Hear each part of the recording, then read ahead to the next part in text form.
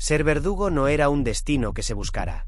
En la mayoría de los casos, era una carga heredada, una marca que pasaba de padre a hijo sin opción de escape. No era raro que quien aceptaba este oficio fuera alguien marginado, empujado por la miseria o castigado con esa vida por algún crimen cometido. Había regiones en las que, si un hombre cometía un delito grave y se le ofrecía la oportunidad de redimirse, la única vía era aceptar la capucha y la hacha. Convertirse en verdugo no era una elección libre. Era una sentencia disfrazada de trabajo. Desde el primer día, la mirada de los demás cambiaba. Ya no eras parte del pueblo, aunque siguieras viviendo en él. Nadie se sentaba contigo a la mesa. Ninguna madre permitía que su hija te hablara. Eras un paria, aunque tu función fuera esencial para mantener el orden que los reyes y señores exigían. Algunos recibían formación básica, otros simplemente aprendían ejecutando. La técnica era brutal: decapitar, colgar, desmembrar, según dictara el castigo. No se trataba solo de quitar una vida, sino de hacerlo con precisión, para no alargar el sufrimiento más de lo necesario. Y aunque llevabas a cabo las órdenes del poder, nunca te miraban con respeto. La iglesia rara vez te daba absolución. Y el pueblo, al que le dabas justicia, era el mismo que evitaba cruzarse contigo. Así comenzaba el camino del verdugo, sin gloria, sin honra, y con una carga que ni el tiempo ni el arrepentimiento podían borrar. Una vez asumías el papel de verdugo, tu vida ya no te pertenecía. Estabas marcado por un estigma que te seguía a todas partes, incluso cuando no llevabas la capucha. Aunque eras un servidor del poder, jamás eras considerado parte de la comunidad. Caminabas entre la gente, pero nadie te saludaba. Los niños eran apartados de tu sombra. Las mujeres evitaban cruzar tu mirada. Y, sin embargo, todos sabían que tú sostenías el equilibrio entre el orden y el caos. Eras temido, pero también requerido. Si no estabas presente, el castigo no se cumplía, la ley no se imponía. Algunos verdugos eran convocados a otras ciudades para ejercer su oficio, ya que no todos los pueblos querían tener uno. Esto significaba largos viajes, sin descanso, sin compañía, llevando a cuestas el peso de muchas muertes. No tenías derecho a titubear. Si tu mano temblaba, podías convertir un acto brutal en una tragedia aún más cruel. Si fallabas, el condenado sufría innecesariamente, y tú te convertías en objeto de burla y desprecio. Muchos verdugos vivían en los márgenes físicos y sociales. A veces les construían casas fuera del núcleo urbano, donde nadie quisiera vivir. Las autoridades les pagaban en monedas o bienes, pero ese dinero era maldito para algunos comerciantes. Comprar pan o vino era más difícil de lo que parecía. Y cuando necesitaban ayuda, pocos acudían. A pesar de todo, la figura del verdugo era esencial. En las plazas, la multitud exigía justicia, aunque no se atreviera a ejecutar. Y el único que respondía a esa demanda era él. Su vida era la paradoja perfecta, imprescindible para la sociedad, pero rechazado por ella. Una existencia entre el deber y el exilio. Para el verdugo, la muerte no era un concepto lejano. Era una rutina. Y cada ejecución tenía su propio ritual. Desde el amanecer, el día del ajusticiamiento se vivía con una tensión particular. La plaza se llenaba de gente, ansiosa por ver cómo se impartía la ley. Los niños se subían a los hombros de sus padres, los vendedores gritaban sus ofertas, y en medio del bullicio, tú, el verdugo, te preparabas en silencio. Antes del acto, revisabas tus herramientas. Si el castigo era la decapitación, afilabas tu hacha con esmero. Algunos tenían más de una, por si la primera fallaba. Si se trataba de una horca, debías medir la cuerda, calcular el peso del cuerpo, y asegurarte de que el nudo estuviera en el lugar exacto para evitar una muerte lenta y espantosa. No era solo un acto de fuerza, era una ciencia cruda, aprendida con práctica y errores. Y un error podía costarte caro, no solo por el espectáculo fallido, sino por el desprecio del pueblo y la desconfianza del poder. Cuando el condenado llegaba, el ambiente cambiaba. El bullicio se convertía en un silencio cargado de morbo y miedo. Algunos gritaban insultos, otros rezaban.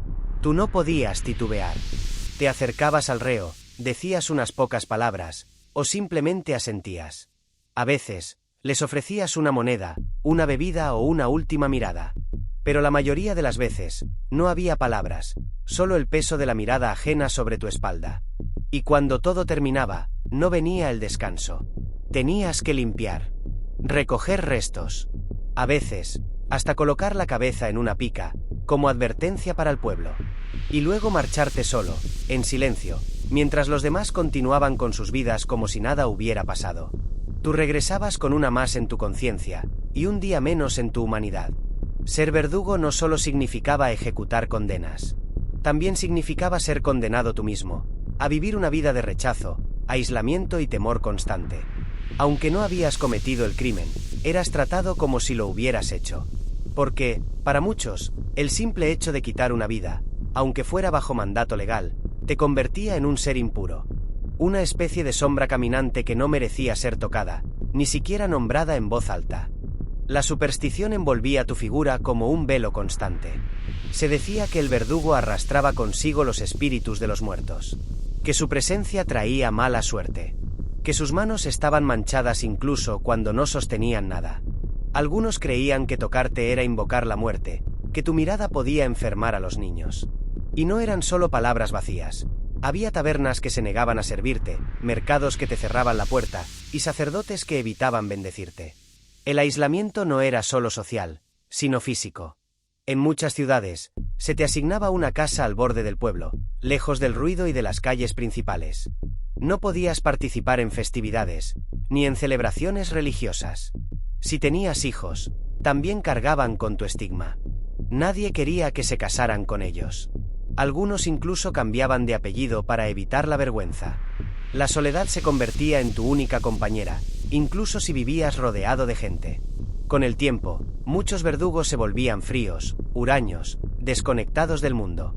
Otros se refugiaban en el alcohol o en rituales personales para sentirse humanos. Porque cuando todos te tratan como un monstruo, es difícil no comenzar a creerlo.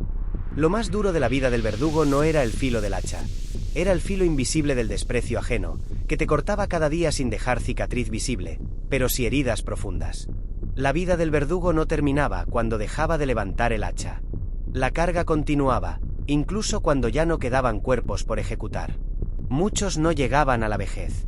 Algunos eran asesinados por los familiares de las víctimas, otros simplemente desaparecían, consumidos por la culpa, la locura o el alcohol. Y los pocos que lograban envejecer, rara vez encontraban descanso. No era extraño que, al morir, se les negara un entierro en tierra sagrada. Algunos eran sepultados fuera del cementerio, sin nombre, sin cruz, como si su vida jamás hubiera tenido valor. Para la Iglesia, eran herramientas del castigo, no del perdón. Y para el pueblo, seguían siendo el rostro visible de la muerte. Aun después de su último aliento, el rechazo persistía. Muchos verdugos intentaban redimirse. Algunos se convertían en monjes, otros dedicaban sus últimos años a cuidar enfermos, o a vivir como ermitaños. Pero la redención no siempre era suficiente. Porque había un juicio que nadie podía evitar, el de su propia conciencia. Aquellos que habían ejecutado con frialdad tal vez lograban dormir tranquilos. Pero los que aún conservaban un gramo de sensibilidad, cargaban con pesadillas imposibles de borrar. La cara del inocente ajusticiado por error, el grito de una madre, la mirada vacía de un joven antes del golpe final. Eso no se olvida.